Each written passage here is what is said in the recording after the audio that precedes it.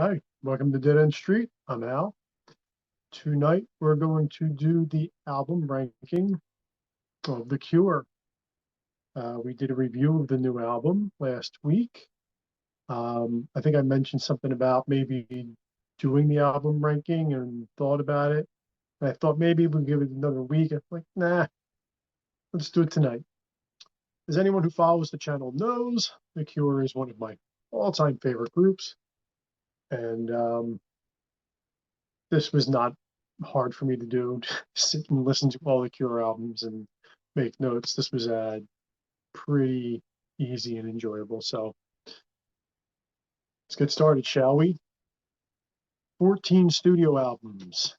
So that means we're not going to be counting any compilation or live records. So um, no Japanese whispers, no standing on the beach or anything like that. So number 14, I'm going to be in trouble right off the bat with a lot of viewers because number 14 for me is Three Imaginary Boys. I love The Cure, one of my favorite bands, but this is just a record that I've never connected with. I love 10:15 on a Saturday night. It's really, truly the only track on the record that I like. Grinding Halt's okay. There's a couple of others. Foxy Lady is an absolute disaster. So yeah, sorry, Three Imaginary Boys, number 14. Number 13 for me is going to be 1996's Wild Mood Swings. I do like one. I like Mint Car. I like This Is a Lie. There's a couple of other songs on the record that I like, but kind of suffers from 90s disease. What that means is in the CD age, everyone had the idea of just fitting as many songs on an album as possible, even if they all weren't great. And I think this kind of suffers from that. It's way too long, and the strength of the material doesn't warrant a record this long. Number 12 is going to be the self-titled record, The Cure. I think, what was that, 2005, 2006, 2004, somewhere around there. I know this is Robert's least favorite record, but I personally think there's some really good songs on here. Before Three, really good. The End of the World, Alt End. I Don't Know What's Going On, and Taking Off. I mean, they're all really great songs. Um, there's some production issues, especially on the more aggressive tracks. And those tracks are probably a little bit too aggressive. I think it had to do with the producer. I think it was kind of like a nu metal producer or something, kind of a weird pick. Number 11 is going to be Blood Flowers. This is another record I really like. I think what Robert was really looking to do here, his train of thought was to put this in the same ballpark as like Disintegration or Pornography. This is not that. It's a bit samey throughout, and Robert sings in kind of like this strange lower register throughout most of the record. There are some really good songs in here, though. I like the Last Day of Summer is great. The title track. But again, on this run, there's some really weird production things going on here. The mix is weird. I don't think that's necessarily, I think that's just generally a sign of the times, that whole uh, volume wars or whatever that was going on in the early 2000s, where all those records just sound way too loud and everything's all in the red. I guess no one knew how to record on a computer yet. Yeah, Blood Flowers, good record. Number 10 is going to be 2008's 413 Dream. This is a really good batch of songs. The production is a bit flat. Again, I'm complaining about the production, but it does make a difference, you know. The production is flat, so it kind of takes away from the nuances of the songs. mainly the drums. But that aside, I really like The Only One, This Here and Now, and especially The Hungry Ghost, which I think is a great song. Um, but all in all, I'm just really glad that this was not the last Cure record. Number 9 is an album that I really like a lot. But I have no choice but to put it this low. But I mean, being the number 9 Cure album is still, to me, one of the greatest records of all time. So number 9 is going to be 1984's The Top. Um, I've championed this album for a very long time. It's such an odd album. It's really dark in some spots, it's super cheerful in others, and it's really trippy throughout. Um, Drummer Andy Anderson, I think this is the only full record that he played on, but he really makes his presence known on here with a really excellent performance. Um, an album that's full of highlights. Here's some of the highlights: Shake Dog Shake, Birdman Girl, Dressing Up, which I think a lot of Cure fans complain about. I don't know why. I think it's a great song. Um, and really just every other track, Caterpillar, you know, the title track, everything's great on this album. Great album. So number 8 is kind of what inspired doing this album ranking, was if I wanted to figure out where this was going to reside amongst the other Cure albums, and it's the brand new one, Songs of a Lost World. Um, what an amazing comeback record. Production wise, it sounds great. The songs are top notch. Um, Simon's bass tone is fatter than ever. Jason really smashes on the drums. Roger dresses the songs up beautifully. Reeves really blends in perfectly with the rest of the band on his first album with the band. He steps out into the front when it's called for, and then steps back into the rest of the song. And Robert's voice is just exactly the same. It's exactly the same. It's the it hasn't done an album in 16 years, and it's exactly the same. Um, Lyrically, I do think that this is one of the best records in their catalog. I think Robert really knocked it out of the park lyrically. I do have to say, I'm glad this is not another 75-minute affair. Um, it's about 44 minutes long, which is perfect. But most of the Cure fans are about 50 and older. Um, so the topics on this album really touch home for everybody who's actually hearing it. As it did for Robert. I mean, he was dealing with some loss, some family members. And I guess basically the message of the record is that time waits for no one. And, you know, and those wonderful memories just keep getting further and further away in the rearview mirror. And there's really nothing you can do about it. It sounds bleak, but is it? I mean, the sooner you can get that into your grasp, the sooner you realize you got to make the best of the time you have.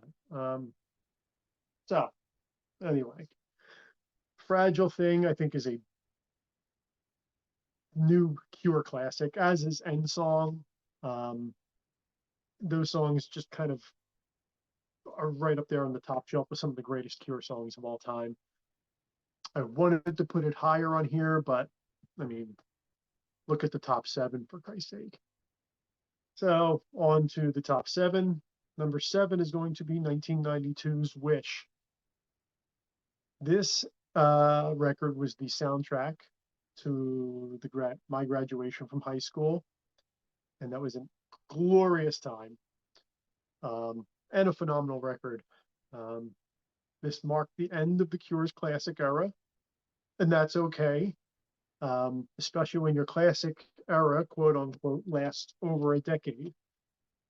Some standout tracks on a great record are Open, From the Edge of the Deep Green Sea, To Wish Impossible Things, Trust, and High. They're my personal picks.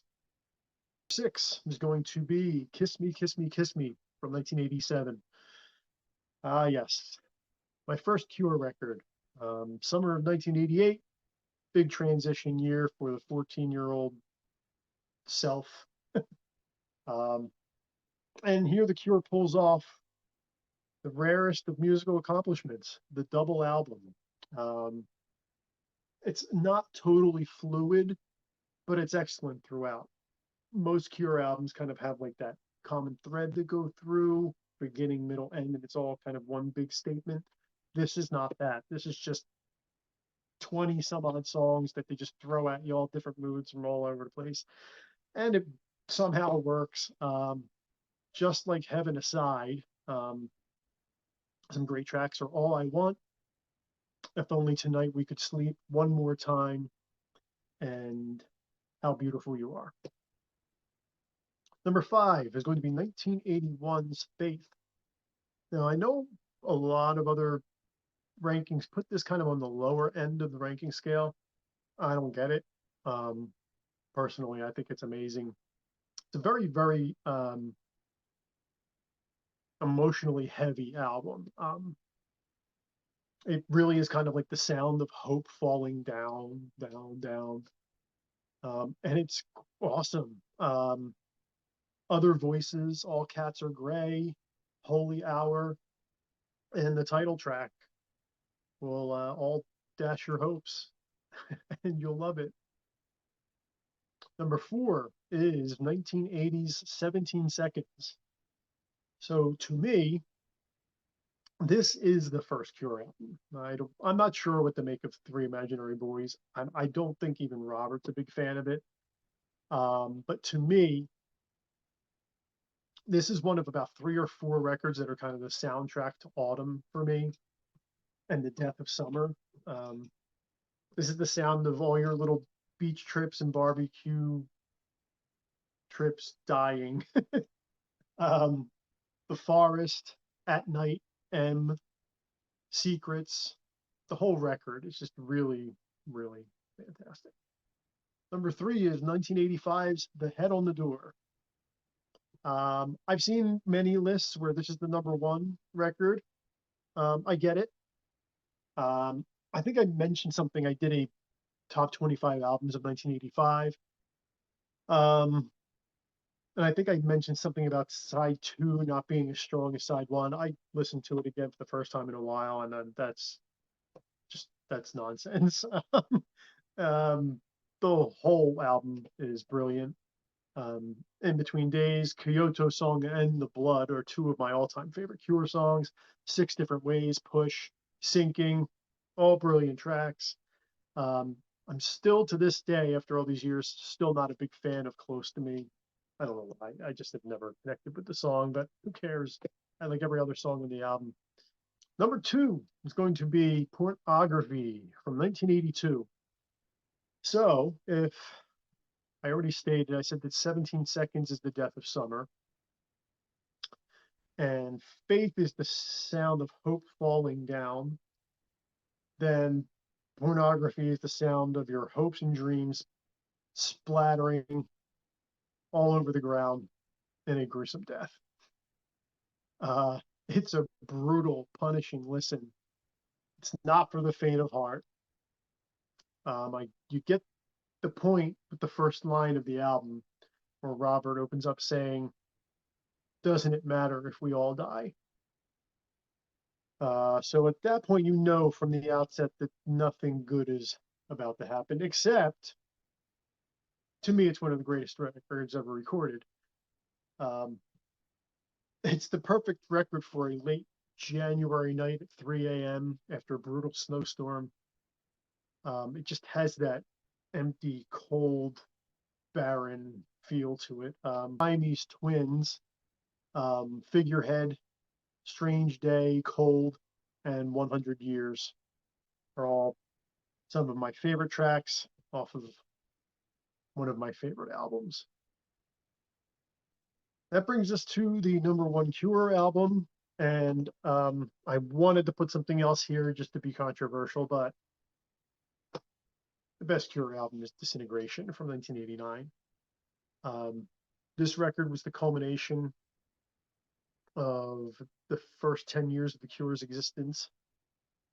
It's pristine, it's soiled, it's perfect, it's imperfect. Um, do you remember the first time you heard it? Because I remember the first time I heard it. Um, I was riding the bus home from high school. Like it was my sophomore year, so like 1989. Yeah. And it was the day after Disintegration's release, I believe, because it was midweek, so I hadn't been able to get to a record store. But one of the girls on the bus was a senior, and she had a copy on cassette, and she had her Walkman. And she knew I liked The Cure, and she said, "Oh, you have to hear this. You have to hear this." So um, for like the last 5 minutes of the bus ride, she had me sit next to her. She took her half of her Walkman headphones, and I had one ear, and she had the other. And then it's the first time I heard Plain Song. Um, it was exhilarating, and it was pretty amazing, even in mono.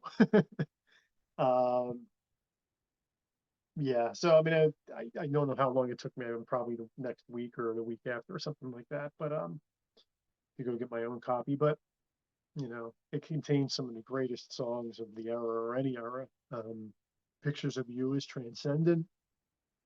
Fascination Street is intoxicating. Love Song is haunting. Lullaby is terrifying.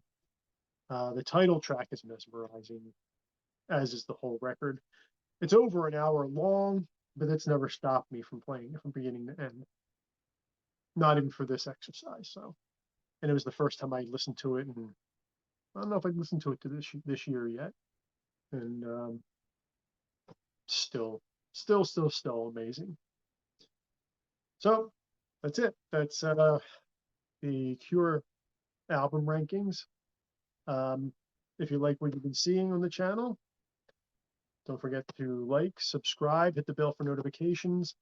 Um, check out some of our other album rankings. If you like The Cure, we have some other classic alt rock bands, and we have album rankings for the years 1979 all the way up to 1987, I think now.